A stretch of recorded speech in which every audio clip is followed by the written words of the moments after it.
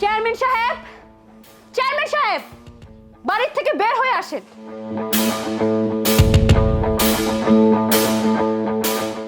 চুপ করো। যেই মেয়েকে আমি 9 মাস 13 দিন পেটে রাখলাম, আর সেই মেয়ে তরকারিওয়ালার সাথে বিয়ে হয়ে আদব কায়দা সব ভুলে গেছো। আপনি তো নিজেই আদব কায়দা জানেন না, তাই আপনাকে সামান্য করে আদব কায়দা শেখাতে আসলাম। আপনি এই এলাকার জনপ্রতিনিধি, একজন চেয়ারম্যান, কিন্তু আপনি আদর্শ মা হতে পারেননি। কিভাবে সন্তানকে ভালোবাসতে হয় সেটা শিখেননি। তুমি তো এখনো মা হওনি, তুমি কি করে বুঝবে মায়ের কি মর্ম? যেদিন আমার মতো মা হবে সেই দিন বুঝবে মা কি জিনিস। আমি আপনার মতো মা হতে চাই না, কারণ যেই মা নিজের মেয়ের সুখ চায় না সে কোনোদিনও মা হতে পারে না।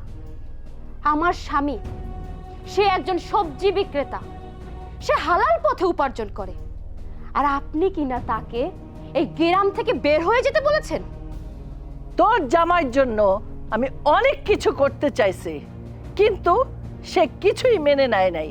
তোর জামাই তো চৌরাস্তা মসজিদের ইমাম, হালাল হারাম বাইচ্চা খায়, ফকিরের আবার হালাল হারাম। আরে তোর জন্য কি করতে পারছে? এখনো ছিঁড়া কাপড় পরে আছিস, যা আমার বাড়ির কাজের লোকেরাও পরে না। তোর চেহারাটা একবার আয়না দিয়ে দেখেছিস? রোদে পুড়ে কালো হয়ে গেছিস। আর আমার আলমারিতে স্নো পাউডার কসমেটিক্স সব পড়ে আছে। এখনো সময় আছে মা, তুই ওই তরকারিওয়ালাকে তালাক দে, তোকে আবার আমি একটা সুন্দর রাজপুত্র দেখে বিয়ে দেব। মা, তুমি ভুইলা যাইতেছো, মেয়েদের বিয়ে একবারই হয়। আমি আমার স্বামীর বাড়িতে লাল শাড়ি পরে ঢুকেছি।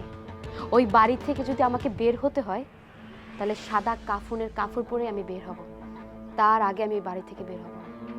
খুব সুন্দর কথা, এতক্ষণে লাইনে আইছো। ওই তরকারিওয়ালারে যদি কাইটটা টুকরা টুকরা কইরা নদীর পানিতে ভাসায় দিতে হয়, তারপরেও আমি তোকে বিধবা করে সাদা কাপড়ে এই বাড়িতে আনবই আনবো, তবেই না আমি চেয়ারম্যান। আপনি ভুলে যাবেন না, আপনি যদি এই এলাকার চেয়ারম্যান হয়ে থাকেন, আমি কিন্তু চেয়ারম্যানের মেয়ে। আমার হাজবেন্ড এই এলাকা দিয়ে সবজি বিক্রি করবে এবং এই এলাকাতেই থাকবে। আপনি যদি পারেন তাহলে ঠেকায়েন।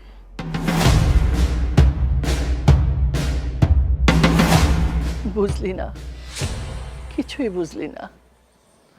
আমি যা কিছু করতেছি তোর ভালোর জন্যই করতেছি, কিন্তু সেটা তুই ভুল বুঝলি।